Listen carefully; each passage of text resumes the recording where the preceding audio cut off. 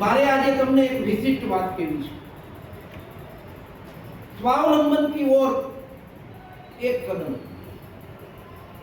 स्वावलंबन એ ખૂબ મહત્વનું બન્યું છે।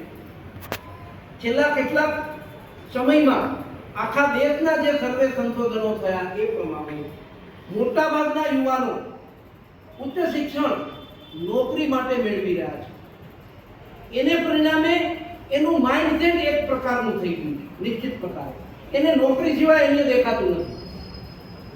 માટે સ્વાવલંબી ભારત અભિયાનના માધ્યમથી તમારું માઇન્ડસેટ બદલવાનો એક પ્રયાસ અમે લોકો કરી રહ્યા છીએ કે માઇન્ડસેટ બદલો, બાકીનું ઓટોમેટિક થઈ જશે। આખા દુનિયામાં અને ખાસ કરીને ભારતમાં જુદા જુદા નાના નાના વ્યવસાયોથી લઈને મોટા વ્યવસાયોમાં બહુ મોટી પેશ છે, પણ સવાલ માનસિકતા બનાવવાનો છે। સવાલ જે નોકરી અંગેની માનસિકતા બનાવેલી છે એમાંથી બહાર નીકળીને માઇન્ડને સ્વાવલંબન તરફ લઈ જવાનું છે। એટલે એક કદમ